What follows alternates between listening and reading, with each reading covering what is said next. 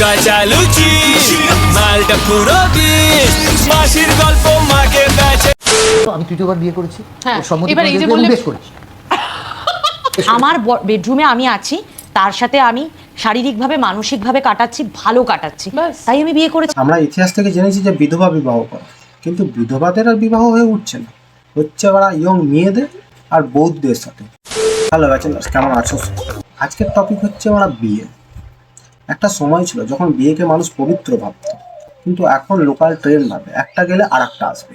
আমরা ইতিহাস থেকে জেনেছি যে বিধবা বিবাহ করে, কিন্তু বিধবাদের আর বিবাহ হয়ে উঠছে না, হচ্ছে ওরা ইয়ং মেয়েদের আর বৌদ্ধদের সাথে।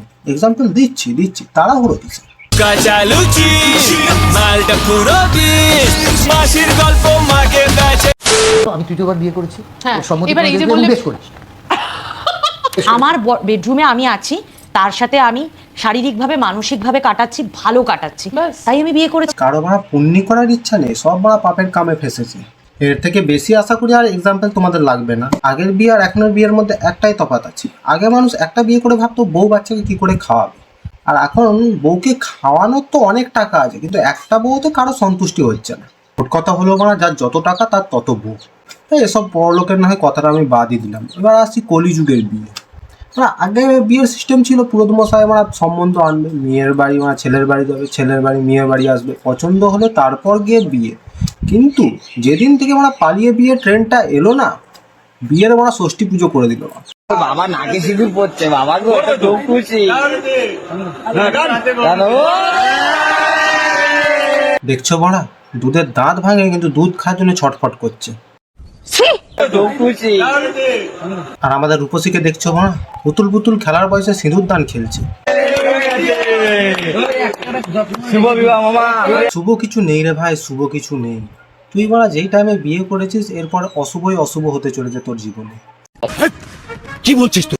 দেখবে বড়া, কিছু কিছু মানুষ আছে, হয়তো তুমি কিছু একটা করতে যাচ্ছ, তারা জানে সেই জিনিসটা খারাপ, তা সত্ত্বেও তোমাকে এগিয়ে দেবে। এই সাইডে তারা চেঁচাচ্ছে না, তারাই হচ্ছে সেই সব মানুষ। একটা পশু পর্যন্ত একটা মানুষের ভালো চায়, কিন্তু একটা মানুষ কখনো অন্য মানুষের ভালো চায় না। এটা হচ্ছে পার্থক্য। करती रहूंगी प्यार सातों जन्म में तेरे। আর একে তো দেখেই বোঝা যাচ্ছে স্ক্যাম করে বিয়ে হয়ে গেছে। দেখো, তোমার যদি গার্লফ্রেন্ড কোনোদিনও তোমাকে রাতে ডাকে যে বাবু আসো একটা কিস দেবো, ভাই একদম যাবে না, যদি এরকম স্ক্যামের থেকে বাঁচতে চাও। কারণ মানে কথাতেই আছে, মেয়েদের মন বোঝা নয় রে নয় সোজা। মন বলতে মানে এই ওপরের মন না, ভেতরের মনের কথা বলছি। এইবার দেখো, এই কলিযুগে কম বয়সে বিয়ে হওয়ার পর একটা সময় গিয়ে দুজনের মধ্যে যার হোক না যার হোক মধু শেষ হয়ে যায়, বুঝলে না? ধরো তোমাকে 30 দিনের জন্য বিরিয়ানি খেতে দেওয়া হয়েছে, আর তোমার বন্ধুকে 30 দিনের জন্য নর্মালি যেমন ভাত খায় খেতে দেওয়া হয়েছে। তো 30 দিনে তোমার বন্ধু ভাত খেয়ে নিয়েছে, কিন্তু তুমি 20 দিনের মাথায় গিয়ে তোমার আর বিরিয়ানি খেতে ইচ্ছা করছে না, তখন মনে হচ্ছে যে না আমি একটু ভাত খাই, তাও বুঝলে না। আচ্ছা, আর একটা এক্সাম্পল দিচ্ছি। ना किसी की चाहत थी ना तो कोई सपना था, चारों तरफ तन्हाई थी कोई भी ना अपना था। এইবার দেখে নিশ্চয়ই বুঝতে পারছো যে কাকার মধু শেষ আর কাকিমার মধু গড়গড় করে ঝরে পড়ছে। আবার কোনো কোনো জায়গায় দেখবে কারো হয়তো ভাত খেয়ে পোষাচ্ছে না, সে বিরিয়ানি খেতে চাইছে, বুঝলে না? এক্সাম্পল দিচ্ছি। জীবনে ভাবতে পারিনি যে নিজের বরের ফুল সজ্জা নিজের তুমি ক্যামেরা করছো না। ভিডিও করছো কেন? লোক ক্যামেরা দেখাচ্ছো। বন্ধ করো ক্যামেরা, বন্ধ করো। এই পর্যায়ে যদি সম্পর্ক চলে যায় একবার, বাকিটা ইতিহাস। প্রেমিক জানে স্বামীকে ছেড়ে প্রেমিককে নিয়ে পালিয়ে গেল 2 সন্তানের মা। প্রদীপের সন্তোষী সরকার, তার প্রাক্তন স্বামী বুড়ো সরকার এবং তার 10 বছরের ছেলে অঙ্কুর সরকার ও 11 বছরের মেয়ে অঙ্গিতা সরকারের কোনো কিছু না জানিয়ে প্রেমিক সহদে ভাজরার সঙ্গে পালিয়ে যায়। যেখান থেকে শুরু সেখানেই শেষ। তাই বলি, কলিযুগের সাথে তাল না মিলিয়ে তুমি মানে যৌবনটাকে মানে শক্ত করে ধরো আর গোলের পেছনে ছোটো, গোলে ফোকাস করো।